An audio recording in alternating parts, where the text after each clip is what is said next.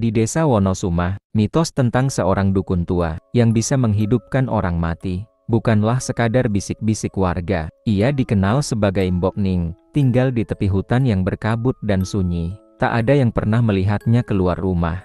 Tapi sesekali, terlihat asap pekat dari cerobong bambunya. Sari, seorang gadis 19 tahun yang kehilangan adiknya Dimas, mendengar tentang Mbok Ning, dibakar duka dan rasa bersalah. Ia mulai mencari sang dukun. Tak peduli seberapa mengerikannya harga yang harus dibayar. Namun, hidup yang dikembalikan tidak pernah benar-benar utuh. Karena di Wonosuma, yang mati harus tetap mati. Sari, protagonis, tegas dan emosional. Trauma kehilangan adiknya, Dimas, adik kandung Sari, meninggal tenggelam, kelak dibangkitkan. Mbok Ning, dukun tua, tenang dan menyeramkan, berkuasa atas kematian, tapi dengan syarat. Gito, teman masa kecil Sari, rasional dan skeptis, perlahan ikut terseret. Pak Seno, kepala dusun, tahu sejarah kelam Mbok Ning. Langit sore di Wonosuma selalu kelabu. Senja tidak pernah benar-benar jingga di sini. Seperti ada kabut tipis yang menggantung dari pagi sampai malam, menutup matahari, menyelimuti tanah dengan dingin yang tak wajar. Sari berdiri di pinggir jalan setapak yang mengarah ke pemakaman keluarga. Sudah 6 bulan Dimas dikuburkan. Tapi hari itu, ia melihat sesuatu yang membuat tubuhnya menggigil. Seseorang berdiri di antara nisan. Tubuhnya kecil, seperti remaja, baju putih yang familiar, dan cara berdirinya itu cara Dimas berdiri saat menunggu dijemput. Tidak mungkin, bisiknya. Sari mendekat, langkahnya pelan dan ragu. Tapi saat ia mendekati makam Dimas, sosok itu menghilang. Tak ada bekas, tak ada jejak. Tapi di atas makam, ada jejak kaki kecil, basah, seolah baru naik dari sungai. Malam itu, Sari tak bisa tidur. Ia duduk di depan radio tua sambil memutar ulang ingatan hari itu. Ibunya, sebelum meninggal tahun lalu, pernah menyebut nama yang kini terngiang. Kalau kau terlalu rindu, jangan ke makam. Nanti arwahnya nggak tenang. Kalau terlalu nekat, malah bisa ketemu Mbok Ning. Siapa Mbok Ning? Dulu ia pikir itu cuma dongeng untuk menakuti anak kecil. Tapi malam itu, saat angin berdesir dan jendela bergemeretak, Sari mendengar langkah kaki. Di luar rumahnya, langkah ringan, pelan, tapi terus mengitari rumah. Keesokan harinya, Sari mendatangi Pak Seno, kepala dusun. Pria tua itu sedang membakar daun kering di halaman. Pak, saya mau tanya, tentang Mbok Ning. Masih hidup, ya? Pak Seno langsung mematikan api dan menatapnya. Matanya keruh, tapi tajam. Kamu dengar nama itu dari mana? Dari ibu. Dan semalam, saya lihat Dimas, Pak, di pemakaman. Pak Seno menghela napas panjang. Jangan main-main sama yang sudah mati, Sar. Apalagi kalau sudah bicara soal Mbok Ning. Memang, dia masih hidup. Tapi tempatnya bukan buat orang-orang hidup. Tapi saya mau ketemu. Saya cuma mau bawa Dimas balik. Pak Seno memejamkan mata, lalu berkata lirih, kalau kamu memang niat. Jalan menuju rumahnya cuma bisa ditemukan saat kabut turun penuh. Lewat kebun bambu. Tapi dengar baik-baik, Sari, sekali kamu ke sana, tidak ada yang bisa menjamin kamu pulang tetap utuh. Sari menatap lurus. Kalau itu harga untuk adik saya terima. Nita tak bisa tidur malam itu. Bayangan wajah pucat lelaki yang berdiri di pinggir jalan terus menghantuinya. Matanya kosong, tak bergerak, seakan menembus ke dalam tubuhnya. Bahkan ketika ia menutup mata, bayangan itu tetap ada berdiri diam. Di ujung matanya yang tertutup, di dapur rumah panggung tua peninggalan neneknya, Nita duduk memeluk lutut. Lampu minyak menggantung di langit-langit, menyorot samar dinding yang mulai retak. Di luar, suara angin menyelusup masuk dari celah lantai kayu yang renggang. Tok, tok, tok, terdengar ketukan di pintu depan. 3 kali, pelan tapi berat. Nita mendekat dengan langkah ragu. Ia mengintip lewat celah jendela bambu. Kosong, tapi di bawah pohon jengkol yang berdiri tak jauh dari halaman rumahnya, di sanalah ia melihatnya lagi. Sosok itu berdiri, tidak bergerak, menatap rumahnya. Wajahnya tidak berubah, tetap pucat dan hampa. Nita mundur. Ia meraih ponsel, tak ada sinyal. Ia mencoba menelepon Rizka, temannya satu-satunya di desa. Gagal. Ia bahkan mencoba SMS, tak terkirim. Ia nekat keluar. Udara dingin mencengkeram kulit. Tanah becek dan embun menempel di ujung rumput. Tapi sosok itu sudah tak ada. Bohong kalau aku ngelihat dia 2 kali, gumamnya. Tapi saat ia balik badan, seseorang berdiri tepat di belakangnya. Namun bukan sosok yang sama. Seorang perempuan tua, mengenakan selendang batik dan membawa lentera. Kulitnya keriput, matanya tajam, tapi tubuhnya gemetar. "Nduk," katanya pelan, "kamu lihat dia?" "Ya, siapa?" tanya Nita terkejut. "Yang berdiri di jalan bengkok." "Siapa dia, Bu?" Perempuan tua itu menatapnya lekat. Dia bukan siapa-siapa, karena dia sudah tidak punya nama. Ia datangi rumah kepala dusun, Pak Madra, lelaki parubaya dengan tubuh bungkuk dan suara serak. Ia dikenal tertutup, tapi Nita mendesaknya. "Apa yang terjadi di jalan bengkok?" tanya Nita langsung. Pak Madra menatapnya lama, lalu berkata, "Dulu, ada seorang pemuda yang hilang di situ. Malam setelah pemakaman ibunya, ia berjalan sendirian pulang dari pasar malam. Ia tak pernah sampai rumah. Tapi orang-orang bilang, mereka melihatnya berdiri di tempat yang sama, malam demi malam. Tak berubah, seakan menunggu sesuatu." Nita bergidik. "Lalu kenapa tak ada yang mencarinya?" tanyanya. Pak Madra menunduk. "Karena kami dilarang." "Dilarang oleh ibu kandungnya sendiri." Malam itu, Nita kembali ke tempat itu. Jalan bengkok, ia membawa bunga dan dupa. Ia ingin tahu siapa sebenarnya sosok itu. Tapi kali ini, ketika ia menaruh bunga di tanah dan menunduk, terdengar suara pelan dari balik semak. "Namaku." Ia menoleh cepat. Kosong. Tapi ada bau tanah basah dan bunga busuk menguar dari balik tanah. Saat Nita menyibak daun-daun semak, ia menemukan satu jari manusia, menjulur dari dalam tanah. Masih utuh, masih segar, seolah baru dikubur kemarin.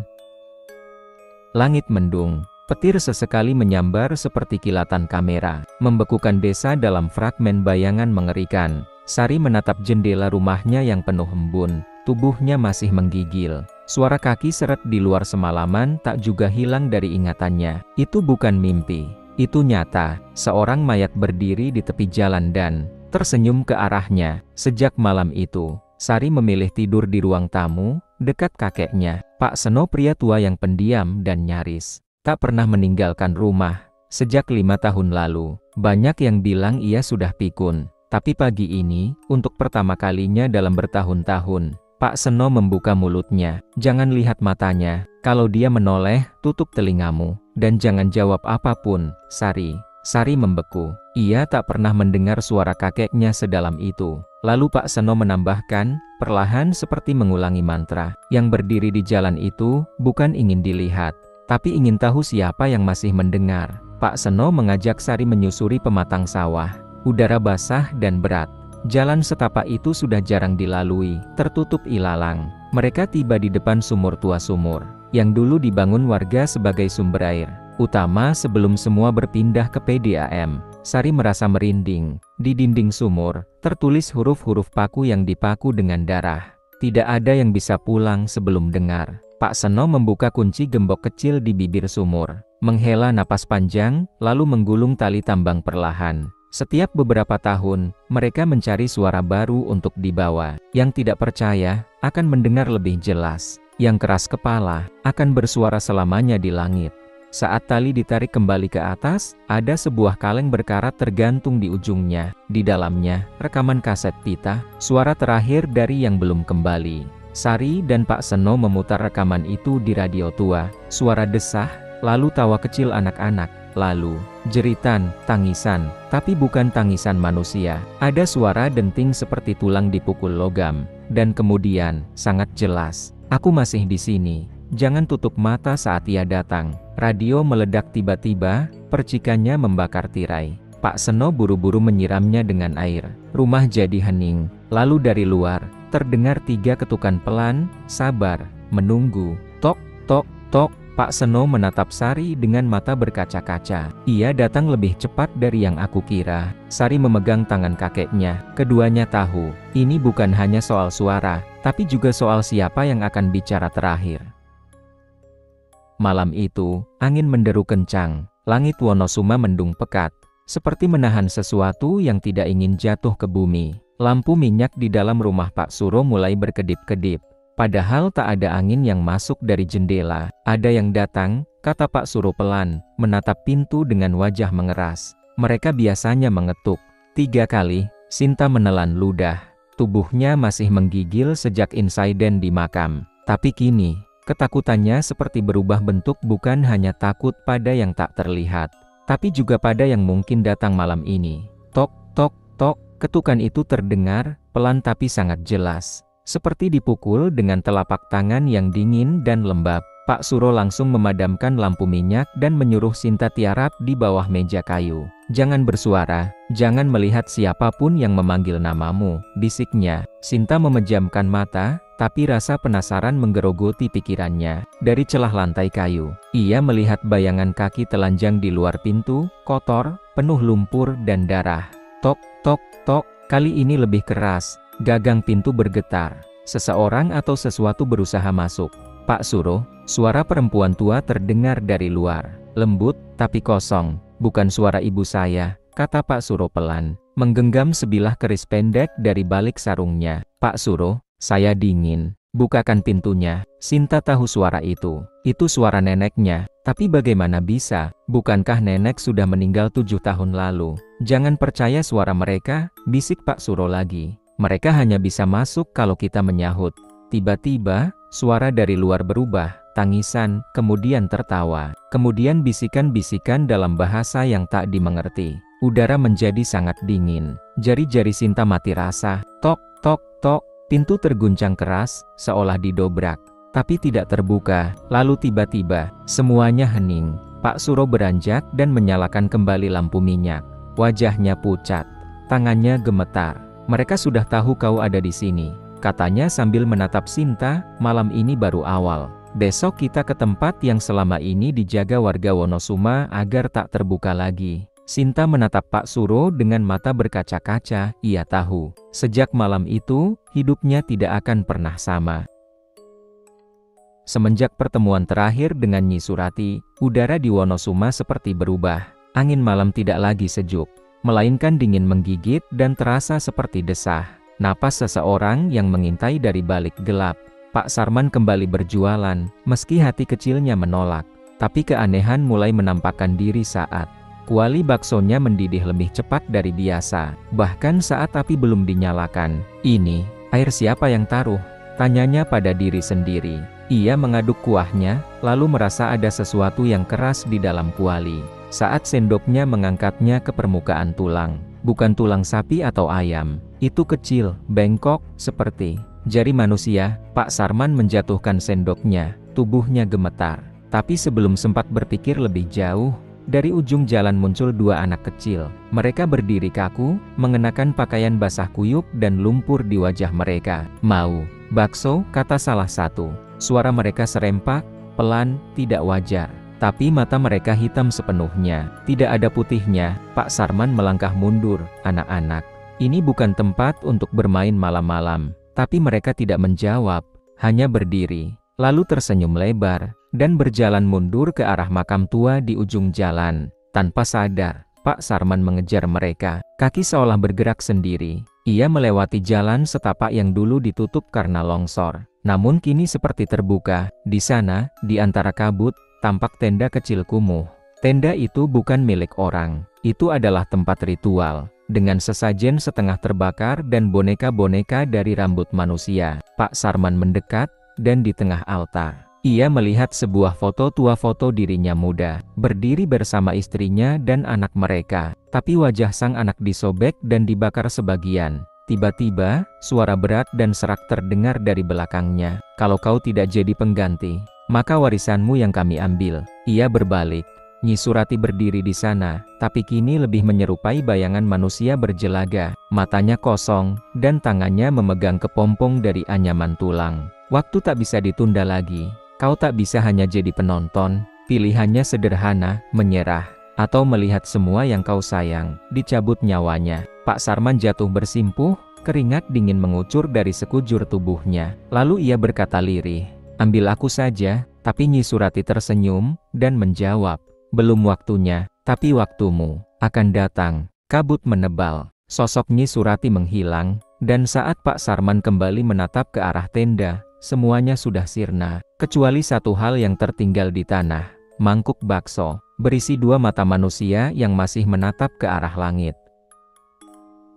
Malam di Wonosuma semakin pekat. Embun menggantung di udara seperti sisa napas dari sesuatu yang tak terlihat.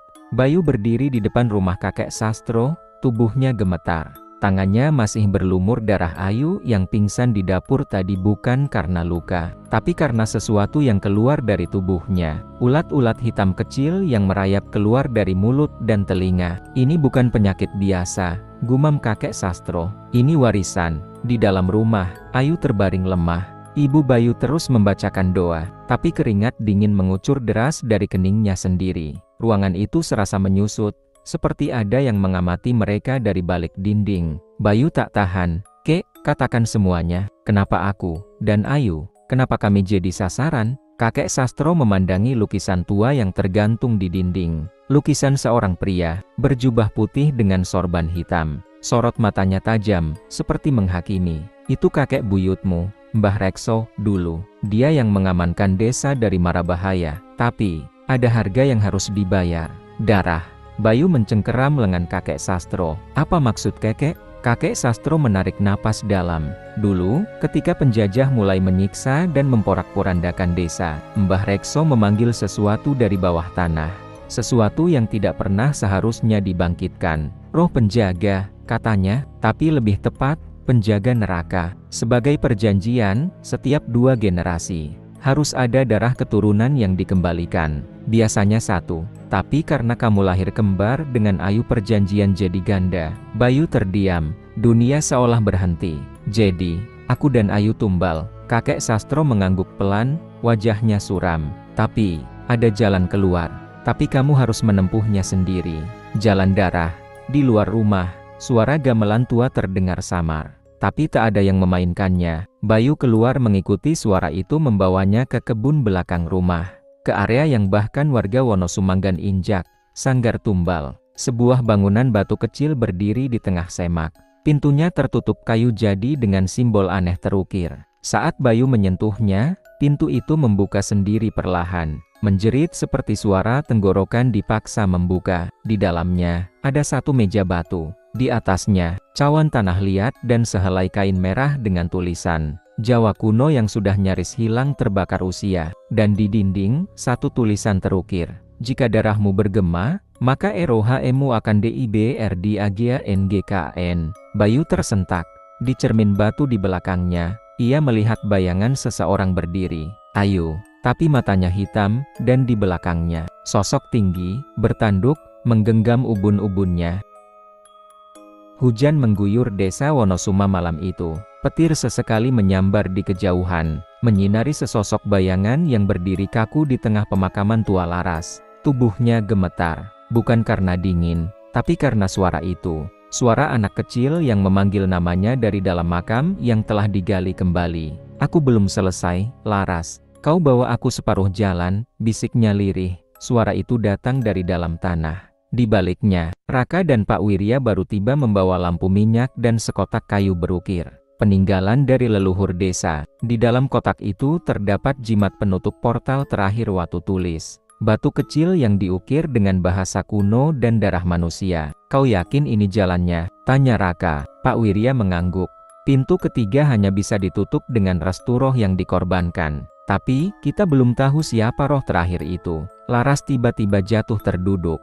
Matanya menatap kosong, dan dari bibirnya mengalir darah tipis. "Dia, anak itu. Dia bagian dari keluargaku," katanya gemetar. "Buyutku adalah dukun yang pertama kali membuka gerbang ini demi kekayaan desa. Anak yang dikorbankan adalah saudara darahku sendiri." Pak Wirya menghela napas dalam. "Maka kau yang harus menebusnya." Dari balik kabut, sesosok makhluk merangkak keluar. Tubuhnya kecil, tapi wajahnya hancur, seperti tanah liat basah yang digilas. Mata hitam menganga dari rongga tak sempurna. Itu bukan anak. Itu sisa kemarahan, dendam, dan pengkhianatan. Raka maju sambil memegang Watu Tulis. Tapi makhluk itu menghindar. "Bukan dia," kata suara itu. "Darahnya tidak cukup." Tiba-tiba Pak Wirya melangkah maju dan mengambil batu itu dari tangan Raka. Dengan tenang, ia mengguratkan jari telunjuknya, membiarkan darah menetes ke batu tersebut. Ambil aku, katanya, keturunan pelaku, bukan pewaris. Seketika tanah retak. Makhluk itu berteriak dan menyatu kembali dengan tanah. Batu menyala merah, lalu menjadi abu. Gerbang ketiga mulai tertutup, perlahan. Namun, saat tanah mulai menyatu kembali, Laras menjerit. Dari dadanya, asap hitam menembus keluar. Rohnya yang terikat yang selama ini digunakan leluhur untuk menjaga perjanjian terlepas, tapi tak kembali dalam damai. Dia, bukan hanya korban, tapi penjaga, kata Raka lirih. Kini Laras berdiri, tapi bukan sebagai manusia lagi. Matanya kosong, rambutnya bergerak seperti ditiup angin padahal udara diam. Suara tangisan anak-anak terdengar di sekitar mereka. Pak Wirya tersungkur. Raka memeluk tubuh Laras yang dingin dan tak bernyawa. Namun, sebelum roh itu benar-benar pergi, ia berbisik. Pintu telah tertutup, tapi perjanjian belum ditebus. Satu lagi, harus dibayar. Petir menggelegar. Dan suara dari langit berkata, pintu keempat akan membuka sendiri. Langit di atas gelap pekat, seperti tertutup selimut abu. Tidak ada bintang, tidak ada angin, hanya keheningan yang nyaris memekakan telinga. Ayu dan Rehan kembali ke rumah Bu Narti setelah kejadian semalam di kebun belakang. Suara tawa dari dalam pohon tua itu masih terngiang, seolah ada yang belum selesai. Bu Narti duduk termenung di dapur. Wajahnya pucat, dan bibirnya tampak seperti berdoa, tapi tak bersuara. Ia menatap Rehan, lalu Ayu. Pohon itu, bukan hanya tumbuh dari tanah. Ia tumbuh dari kematian, gumamnya, dan kalian sudah membangunkannya. Rehan mencoba tenang. Kami melihat sesuatu, atau seseorang, anak kecil, tapi bukan manusia. Bu Narti berdiri perlahan, lalu mengangkat sebuah benda dari dalam tempayan tua sebuah cermin bundar berbingkai kayu hitam. Cerminnya tampak retak di satu sisi, dan bingkainya dipenuhi ukiran wajah-wajah menangis. Ini bukan cermin biasa, ini Pandara. Dulu digunakan untuk mengurung arwah penasaran. Jelas Bu Narti, arwah yang terlalu kuat tak bisa diusir, tapi bisa dikunci. Ayu menatap cermin itu dengan ngeri. Saat matanya bertemu pantulan di dalamnya, ia melihat sesuatu dirinya sendiri, tapi dengan mata hitam dan mulut robek sampai pipi. Kenapa kau tunjukkan ini pada kami? Tanya Rehan. Karena anak itu sudah tidak berada di pohon lagi. Ia sekarang mengikuti kalian. Tiba-tiba, lampu minyak di dapur padam. Hanya ada sinar dari cermin itu yang menyala aneh. Dinding mulai mengelupas, dan suara anak kecil terdengar dari bawah lantai. Mama aku belum selesai main. Ayu terjatuh. Cermin itu kini menunjukkan ruangan bawah tanah. Tempat yang belum pernah mereka lihat. Tapi terasa familiar. Tempat itu, ada di bawah rumah kepala desa, ujar Bu Narti. Seperti membaca pikirannya. Dulu, anak-anak yang bermasalah dibawa ke sana. Termasuk dia. Rehan dan Ayu tak sempat bertanya. Pintu rumah terbuka sendiri, dan kabut mulai masuk. Jangan bawa benda ini keluar dari desa. Kalau kau melewati batas hutan dengan cermin ini, tak hanya satu yang akan keluar, peringatan Bu Narti. Malam itu, mereka memutuskan kembali ke rumah kepala desa, membawa cermin Pandara sebagai satu-satunya pelindung. Di jalan, suara anak-anak menyanyi terdengar di balik pohon. Petak umpet sampai pagi, yang tertangkap takkan kembali. Ayu menggenggam erat tangan Rehan. Mereka tahu, jalan pulang sudah tidak ada. Sekarang, semuanya soal menutup pintu yang seharusnya tak pernah dibuka. Dan di dalam cermin, anak itu kini berdiri lebih dekat. Langkah kaki Ayu dan Rehan terhenti di depan rumah kepala desa yang sudah ditinggalkan puluhan tahun. Bangunannya setengah roboh. Dindingnya ditumbuhi lumut dan akar pohon yang menjalar seperti urat nadi membusuk. Di tengah kabut malam, rumah itu terlihat seperti tengkorak besar, dengan jendela sebagai rongganya yang kosong. Mereka masuk perlahan. Suasana di dalam rumah dingin, namun udara di sana tidak seperti udara biasa. Terlalu sunyi, terlalu padat. Seolah ada sesuatu yang menunggu mereka sejak lama. Cermin Pandara yang dibawa Ayu mulai bergetar. Pantulan di dalamnya tampak bergeser, meski mereka tidak bergerak. Cermin ini seperti menunjukkan arah. Gumam Ayu. Rehan menyalakan senter. Lantainya lapuk, tapi masih bisa dilewati. Mereka menyusuri lorong dalam rumah, menuju ruangan yang tertutup pintu kayu tua dengan ukiran. Wajah menangis dan mulut dijahit. Aku merasa, kita pernah ke sini. Tapi bukan secara fisik, kata Ayu pelan. Rehan mendorong pintunya. Di baliknya, ada tangga menuju ruang bawah tanah. Saat mereka menuruni tangga, suara tawa kecil terdengar tertahan, penuh luka, dan sangat dekat.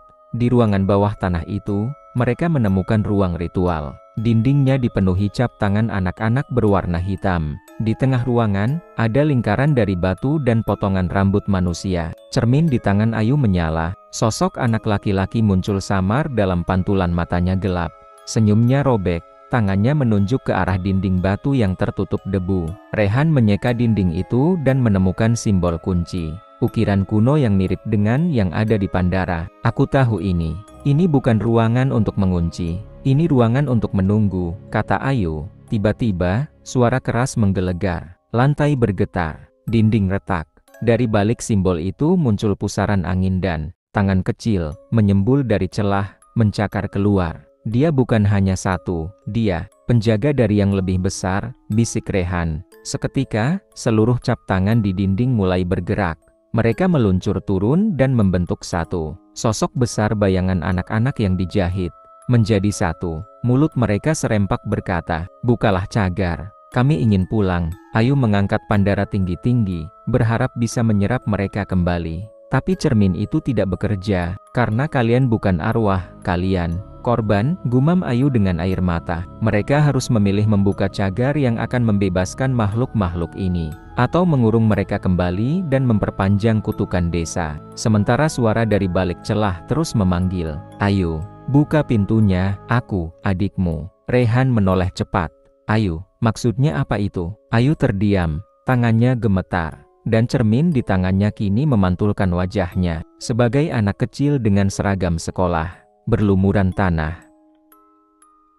Suara panggilan itu menggema di kepala Ayu. "Ayu, buka pintunya, aku adikmu." Rehan memegangi lengan Ayu. "Apa maksudnya? Kamu bilang kamu anak tunggal." Ayu menatap cermin yang mulai retak.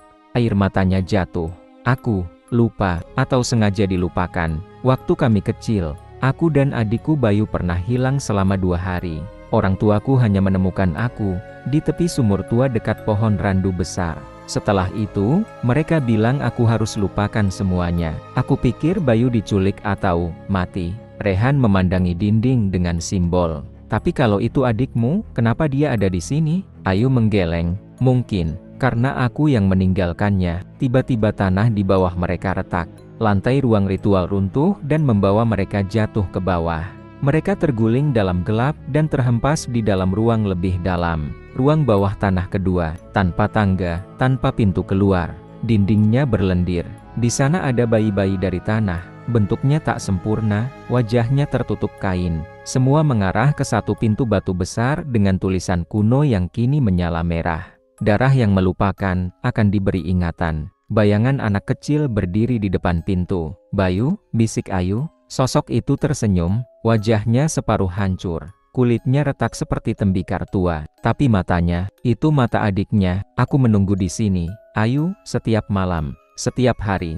Aku lapar, dingin, tapi kau tidak datang." Ayu menahan tangis. Ia melangkah maju. "Aku kecil, Bayu, aku tak tahu harus kemana. Kau tidak lari, kau meninggalkanku. Kau mendengar mereka datang, tapi memilih sembunyi. Kau sembunyi di balik batu, dan kau diam, walau aku memanggil. Aku mati sendiri."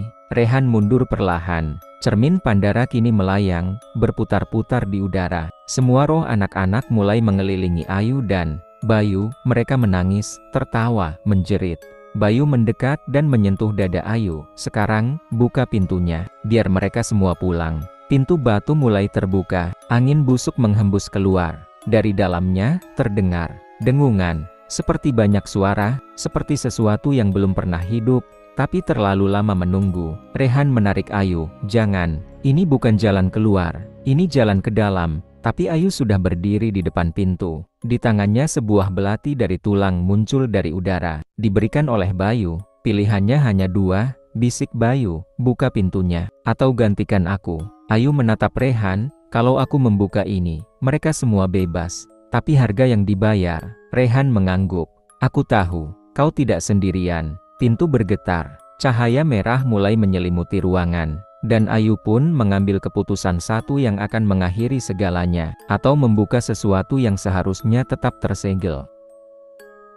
Pintu batu itu terbuka perlahan. Dari celahnya, merembes asap hitam pekat, membawa bau amis dan busuk seperti bangkai tua. Angin yang keluar tidak hanya dingin, tapi berbisik berisi suara-suara anak kecil memanggil nama mereka, menjerit, tertawa, menyanyi lagu Nina Bobo yang diputar terbalik. Rehan menarik Ayu ke belakang, tapi Ayu tetap mematung. "Aku tak bisa," ucap Ayu lirih. "Kalau aku buka sepenuhnya, Bayu akan bebas. Tapi, yang lain juga akan ikut keluar." Bayu berdiri di depan pintu, tangannya yang gosong menengadah ke langit-langit gua. Wajahnya campuran antara polos dan horor menyeringai dengan mata putih penuh dendam. "Tidak ada pintu yang terbuka setengah," katanya. "Semua atau tidak sama sekali." Dari dalam pintu, muncul siluet anak-anak dengan tubuh terpuntir, leher panjang, dan tangan lebih banyak dari seharusnya. Mereka mengerumuni Bayu, seperti mengakui dia sebagai pemimpin. Rehan meraih belati tulang yang terjatuh. "Kalau itu satu-satunya jalan untuk mengakhiri ini, aku akan." Namun Ayu menyentuh tangan Rehan dan menggeleng. "Bukan kau, ini darahku, ini pintuku." Ayu melangkah ke depan dan berdiri tepat di ambang celah pintu batu. Ia menggenggam belati, dan tanpa ragu, menusukkannya ke dadanya sendiri. Darah Ayu mengucur ke lantai batu. Tapi anehnya, darah itu tak jatuh sembarangan. Ia mengalir ke pola simbol yang tersembunyi di lantai. Pola itu menyala, gua bergetar. Suara tangisan menjadi teriakan. Bayu menatap Ayu dengan marah. "Kau, bodoh, kau menghentikan kami semua." Ayu tersenyum. "Tidak, aku memulangkan kalian." Dengan satu desahan terakhir, Ayu rebah. Tubuhnya menyatu dengan cahaya dari simbol-simbol itu, dan seluruh gua mulai retak. Anak-anak bayangan berteriak sebelum meledak menjadi debu cahaya satu persatu. Pintu batu yang setengah terbuka tertutup sendiri. Bayu berlari ke pintu sambil menangis, memukul-mukul batu yang kini kembali dingin dan mati. Lalu, ia pun memudar, menjadi siluet kecil yang berjalan menjauh, menghilang di cahaya terakhir. Gua runtuh. Rehan menarik tubuh Ayu ke dalam pelukannya. "Ayu, bertahanlah."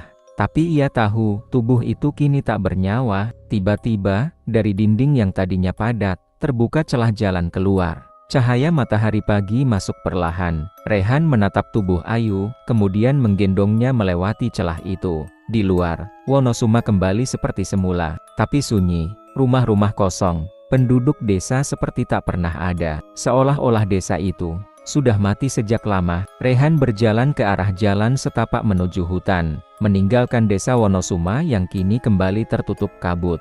Dan itulah akhir dari desa yang namanya tak lagi disebut. Beberapa bulan kemudian, seorang wartawan urban legend membaca tulisan lama tentang desa Wonosuma yang pernah dicoret dari peta Jawa. Ia ingin menyelidikinya, tapi saat ia mencari, ia tak menemukan apapun. Sampai suatu hari, ia mendapat surat tanpa pengirim. "Jika kau ingin tahu apa yang sebenarnya terjadi di Wonosuma, tanyakan pada anak-anak yang tak pernah lahir." Matahari pagi menyinari celah pepohonan. Kabut yang tadinya menggulung tebal kini perlahan sirna. Rehan berjalan seorang diri menuruni perbukitan. Di punggungnya tergantung kain yang membungkus jasad Ayu. Di wajahnya, bukan hanya luka fisik, tapi jejak kehilangan yang tak bisa sembuh. Ia telah keluar dari Wonosuma, tapi Wonosuma tak keluar darinya. Desa itu kini lenyap. Hutan tempatnya berdiri tampak seperti hutan biasa. Tak ada jalan masuk, tak ada bangunan, tak ada tanda-tanda kehidupan. Tapi Rehan tahu, tanah itu menyimpan terlalu banyak rahasia untuk benar-benar hilang. Di sebuah rumah sakit kecil di kaki gunung, Rehan duduk di ruang tunggu. Tubuhnya lelah, tapi matanya tak bisa terpejam. Ia menyimpan buku tua yang ia ambil dari altar Wonosuma, buku silsilah. Leluhur berisi nama-nama pendiri dan darah-darah yang ditumpahkan demi menjaga. Penutup pintu kedua, suster memanggil namanya. "Pak Rehan, jasad yang Anda bawa akan segera kami serahkan ke pihak kepolisian. Tapi, kami perlu tahu satu hal." "Apa itu?" "Menurut berkas yang kami periksa, perempuan ini tidak pernah tercatat dalam sensus, tidak punya akta kelahiran, tidak pernah sekolah, tidak pernah ada di data apapun." Rehan hanya diam. "Dia, siapa?" Rehan memandang langit-langit. Dia penjaga terakhir dari sesuatu yang tak seharusnya dikenal. Seorang urban explorer bernama Saki merekam dirinya di tengah hutan. Ia bercerita soal desa yang tidak ada dalam peta, hanya ditemukan lewat peta kuno dari tahun 1800-an. Ia menunjukkan koordinat, berjalan berjam-jam, hingga akhirnya, guys, kalian harus lihat ini. Kameranya memperlihatkan sebuah gapura batu kecil yang setengah tertutup akar dan tanah. Di atasnya, ukiran tua bertuliskan samar, Wonosuma. Ini, seriusan bukan prank. Desa ini nyata. Ia tertawa kecil, lalu melangkah masuk. Kalau ini tayangan terakhirku, bilang ke ibu gue minta maaf karena ambil motor tanpa izin. Kamera merekam wajah Zaki, lalu mendadak blur. Suara, seperti napas yang berat, terdengar dari dalam kamera. Lalu suara anak kecil menyanyikan lagu. Tidurlah, tidurlah. Pintu sudah dibuka. Teks muncul perlahan. Desa Wonosuma tidak pernah hilang. Ia hanya menunggu. Penjaga baru. Penunggu terakhir di desa Wonosuma. Sebuah cerita rakyat yang tak seharusnya diceritakan. Tapi kini sudah terlambat.